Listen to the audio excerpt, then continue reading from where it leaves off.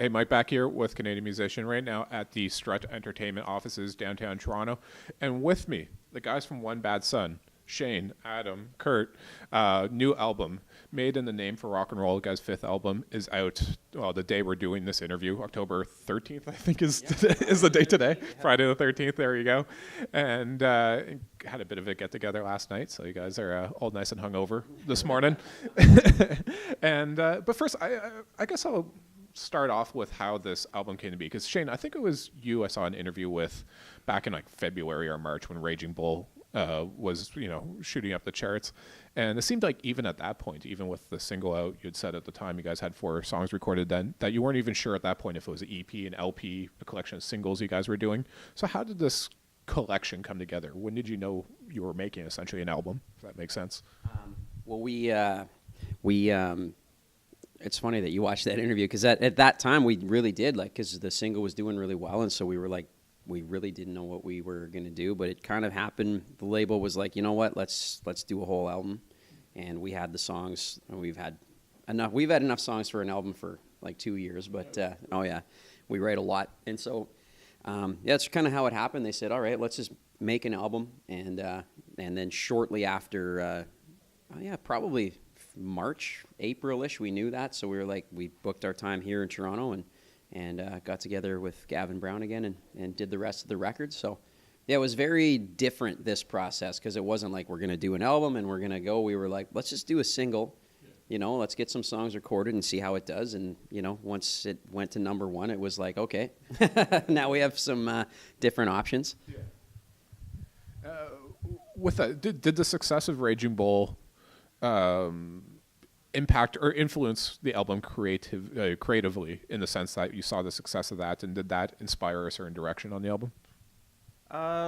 Yeah, it was like kind of like we recorded the song just because it was time to record something. Then Raging Bull went number 1, and I think we didn't try recreating that song, but just the success it had, it let us go into the studio and do the full album. And I guess like once we were in the studio, like, For me, those 4 songs seemed a bit different, but once we got in there and did the rest of the album, I think they all have a nice cohesive vibe now. But I think if anything, Raging Bull just gave us that motivation to like, let's make this like the best OBS record yet. Like, we had number 1 that we weren't even done recording, so we're like, there's an opportunity here. Like, we're firing, let's go record it. So.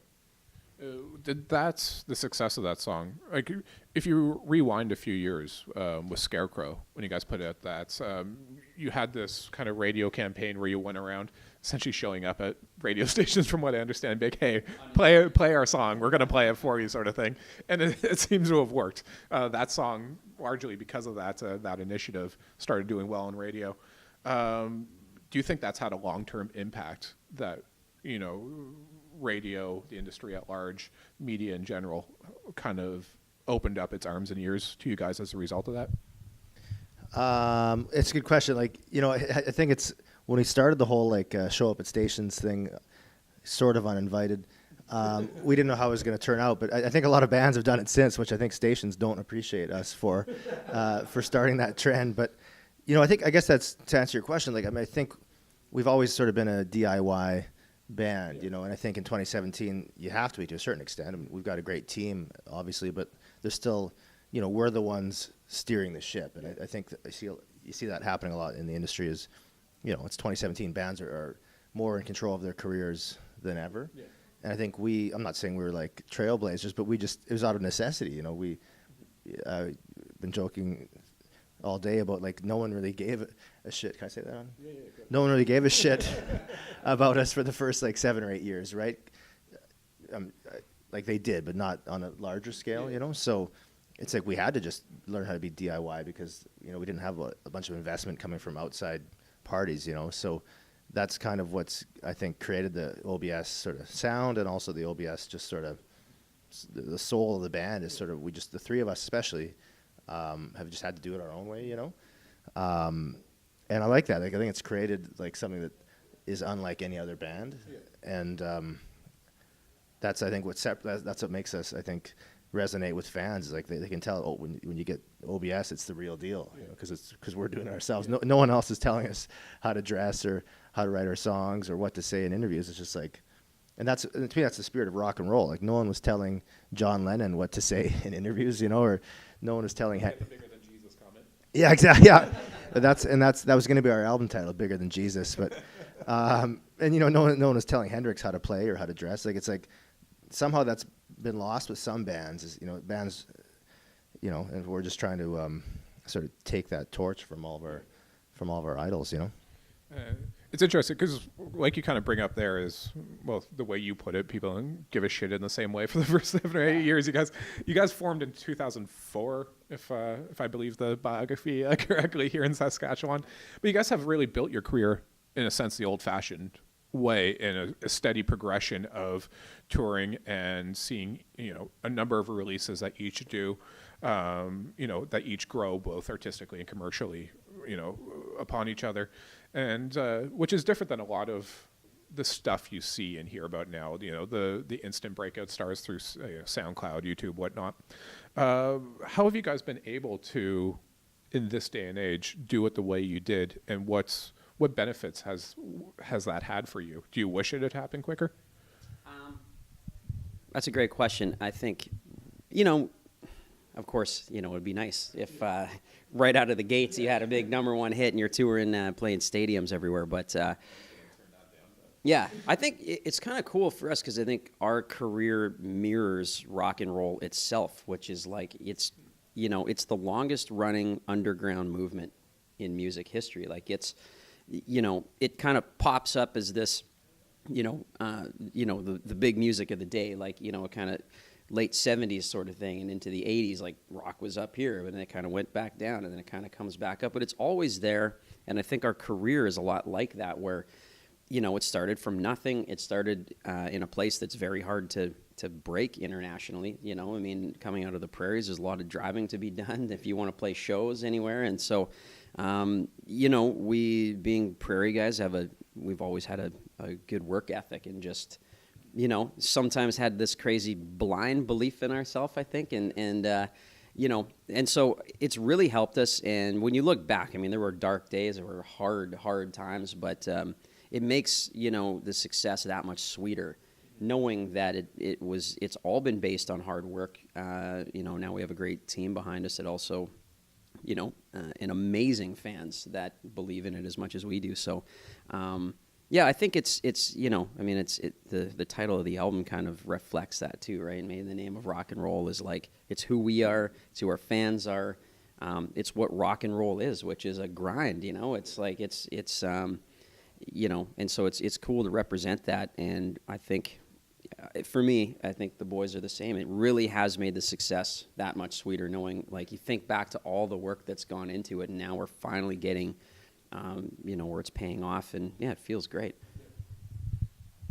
I get the sense that this album is poised to be a big one for you guys, and it seems like there's been, whether it's your label 604 or folks here at Strut doing the PR and stuff like that, it seems like there's a real push behind this album, and that it's set up to be a big one for you guys.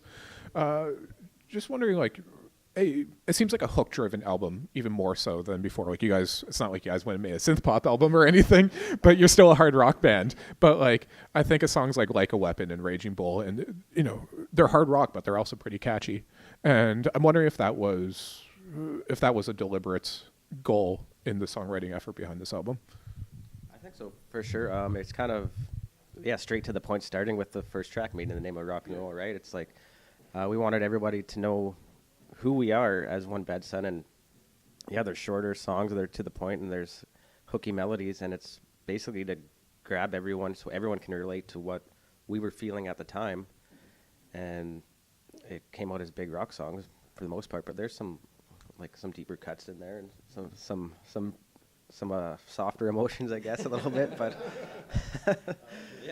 Nick specializes in. But yeah, I think it had something to do with, like, it was 3 years since our last album. We were working with Gavin Brown now, so it's like he gave us the confidence to, like, go in there and do what OBS wants to do. Like, don't do what you think you should do or what people are gonna like. So it was kind of nice it was challenging, but also I could relax. Personally, anyways, it's like, okay, I can just play the guitar how I want to play the guitar, and that's how it's going to sound on the record. So, and have you guys worked with Gavin before? No. No. This was the first time. And Gavin, of course, he's worked at the Trues, the Tragically Hip. Kind of you name any Canadian, yeah, Metric, name any successful Canadian rock band of the last 10 years, and Gavin seems to have worked with them. And I've only met him once briefly. I was in the studio interviewing the Trues when he was working with them a few years ago, and I remember I was interviewing John Angus, and Gavin walked by, and I was like, hey, Gavin, do you want to jump in the interview? And he's just like turned, not a fucking chance, and walked away. that was my introduction to Gavin. And no, but I'm wondering what that relationship was like in the studio with Gavin. Was he a part of the creative process in shaping the songs, or was he more there as a help you fulfill your vision in a sense? Like, how hands-on was he in the forming of these songs? I would say, like, I mean, I think he was fairly hands-on. You know, it's interesting. We'd come in with these songs, and like right out of the gates, he'd be like, "Okay, tell me what it's about," and we'd be like, "You know, it's kind of like a bit about this, a little about that." It's sort of esoteric, and he's like, "That's crap." You know, it's like, if you can't tell me in like 10 seconds what it's about, I don't care, and no one else is gonna care, right? So the whole thing, but also you don't want to dumb things down. Like, you want to. I think the key for this album was like, and you talked about the hooks and stuff. It's like, simplify the message, but don't simplify the meaning. You know, like, say big. Yeah. Like, say big things, talk about big things, but keep it really to the point, you know, and so everyone can relate to it. And I think we needed that, you know, because as a rock band, you know, sometimes you get tied up in just like trying to have these like really deep meanings that people may not get all the time, right? So just like say a lot and say it simply, you know. And so yeah, from the get-go. But he also, I'd say this is the most challenging album we've ever made. Is also the most rewarding for that reason, you know, like, because he really pushed us as writers to do better and write songs that can connect with millions instead of thousands, you know, and write songs that, you know, make people's arm hair stand up, you know, like when I listen to Freddie Mercury, like capturing that feeling, you know what I mean, and which is not easy. You know, it's not easy to write songs on par with your idols, but I think that was the goal, and I think. You know, I guess the people will decide if we did that, but I feel like we pushed ourselves and succeeded in making like an album that we always wanted to make, you know. And yeah, and Gavin was there the whole way, just pushing us, and which I think is the job of any great producer, you know. And he's crazy just like we are, you know. So that's we connect on that level. Over the course of your guys' career, you guys have had a ingrained source of legal advice. I'm sure you guys know where this is going. If anyone watching doesn't understand, Kurt here is also a prominent entertainment lawyer, which I think a lot of bands would be very enviable, or would envy the having that self-interested source in the band of legal knowledge. I wonder how that's helped your guys' career. Maybe from your guys' perspective, and Kurt being the one with the big brain here, how this has helped you guys throughout and kind of avoid some of the pitfalls that befell a lot of young bands. Well, you'd be amazed what I can get away with on tour now that I have Kurt beside me. But no, it helps. It obviously helps a ton, right? Like he's KD, lawyer drummer. Shane. Yeah. Well, honestly, I mean, it's something that, you know, it's kind of like, it's the ace up our sleeve, right? It's kind of like, if I was doing this on my own, you know, I mean, we're not idiots, but you don't know the world. Like, you don't, you know, you come out just wanting to write great songs and go play, and really that's all bands want to do. And then you get into the business side, and it's like, you know, you look at a contract, it's like reading Greek, right? And so having Kurt, you know, put all the work he's put into his, you know, the other half of his career, which I'm sure Katie will tell you that it's all one career. I think that's the thing. It's like, it's all music, right? I mean, the business part, you know, I can't even say sadly, it's just, it's what it is. You got to be good at it. You have to understand it. And I think, you know, obviously having Kurt doing what he's doing outside being an amazing drummer, an amazing writer, is that, you know, it really is the ace up your sleeve. And I think the big thing is that there's a lot of people in music that, you know, whether they want to or not, they take advantage of bands. You know, they know more than a band, so they can, put things into a contract that maybe later on you're like, oh, I didn't know that was in there, right? But so they've never been able to put one past us, which has been huge, right? Because in the end, you're like, we're not going to get screwed by this, and we have somebody that understands that language, and it's been massive. And we love KD. Mutual. Like, Kurt, what have you been able to help this band avoid? Like, having worked with bands as their lawyer, what have you seen, the common mistakes you've seen others have that you've been able to help your own band avoid, and having that expertise that you do, has it changed in a positive way the relationship you've been able to have this band have with your label 604 or your publisher or whoever it may be?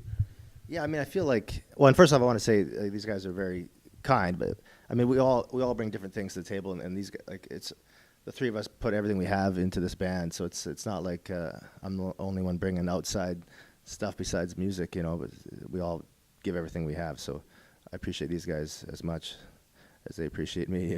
I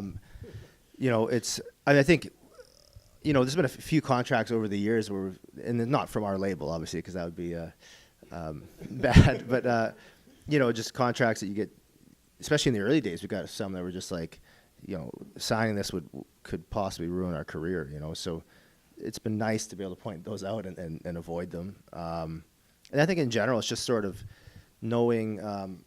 So not necessarily just contracts that could really screw you over, but like how to make the most of your career, because it's in 2017 it's tough to make a living off music. So we need every advantage we can, and just getting the music out there and just doing whatever you can to have a viable career. So I think just opening some doors that way, I think, has been helpful. And yeah, I think just avoiding, like in the music business, a lot of amazing, super intelligent, driven people that are some of the most passionate and smart people I've ever met. Yeah. But there's also like snakes, and it's probably about 50-50, so you just avoiding the other 50%. I think that's helped, like. And one other thing that I think a lot of our musician viewers and readers would be interested in is how you guys have managed to land so many brand partnerships, whether it's Fender, Gibson, Evan, ProMark, Trainer amps. You guys have a lot of gear partnerships for, now it's, I guess, not a surprise, but even as an upcoming band, you had a lot of these going on. I'm sure a lot of musicians would wonder how you've been able to make that work. How did that happen? Well, obviously, you have to have a certain level of success because everybody wants free strings even or something like that. But a lot of it is just building relationships over 13 years, right? And we're thankful for everything. Like, we're not getting free rides from, like, Gibson and NABs and stuff, but, like, we have a relationship, so we thank them and they thank us. So it's just building relationships over time and being thankful who are helping you out on the way. And now with the album out today, just before we wrap up here, what's your guys' plans as far as touring and promotion for this album? Where is it going to be taking you, and what do you want it to do for you over the next year? Well, we just got back from Germany, which was our first little tour overseas, and so right away next week we have our big Canadian tour firing up.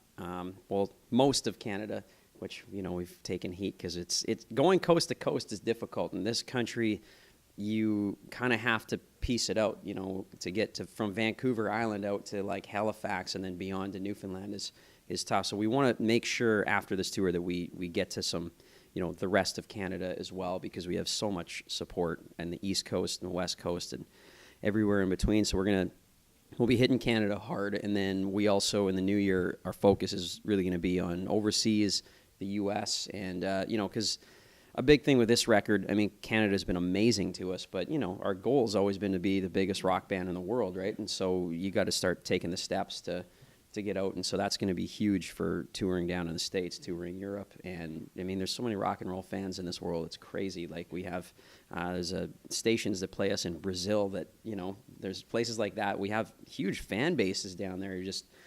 This is the year that we go to them and give them the show, which is like, all of the stuff put together, like we're talking about, all our individual talents beyond just, what we do in the band, all come together to do one thing, which is put on the greatest rock and roll show of our era. That's what we've been gunning for years. That's what we want, right? So, yeah, that's the thing. We want to take that to as many people as humanly possible this year and then beyond. So, That actually just makes me think of one last thing I want to ask about, because you guys, like you said, you've obviously starting to have some great success here in Canada, but the goal, like you said, is always to expand that elsewhere. And it just reminds me of something. Joel Carrier, the head of Dino on Records, one time I was talking to him, says one thing he tells all his bands is don't be okay and complacent with being what he termed Canada big. You know, because you can have, I guess the hip would be the prime example of that. But you see it with a lot of bands that you can have a good, sustainable, you're not going to get, Drake rich, but you can make a good living off of being popular in Canada. And he doesn't want to see he was saying he doesn't want to see his bands just be complacent with that. He wants to see them have the ambition outside of Canada. Where have you guys found that ambition, and what is there when you start having the success like you guys have had here, is there a temptation to just keep touring Canada and just keep capitalizing on that success that you already have? I see a lot of bands do that. Yeah, it's like, because you have to start again. Like to go tour the States, we're going to be starting at like 50 to 100 capacity, right? Whereas, here it's easy to keep playing where people already love you, right? Incidentally, our next album is going to be called Drake Rich. So I think so our focus has always been big. But, actually in the early days, it was funny. Remember, people used to say it doesn't sound like Canadian rock. So, and that was a bad thing, right? Because it sounded more, worldly, or it sounded like stadium rock, but we were, there's a certain can rock, CanCon sound, and we didn't necessarily have it. We just wrote songs, like we weren't trying to have a certain sound. But so now that's helping us because we don't sound just like we're meant to be just in Canada, So I think for us, we're ready to go back and start again from the bottom in the U.S. and Europe, whatever, because I think there's fans out there that would love this stuff around the world. So it's like we're not just we're never just complacent. It's never been our vibe, And well, with this album, from what I've heard, it seems like it's it can certainly help you guys reach that goal. It's a catchy album, and a hard rocking album at the same time. And so congrats on that, guys, and best of luck with the album as it gets out there and with the upcoming tours and everything, and with those ambitions internationally. So it's been great. I've enjoyed this conversation. Yes. Thanks, guys. Thanks so much. Cheers, man. Great. Thank you so much. Cheers, Thank man. you. Right on. No worries. Thank you.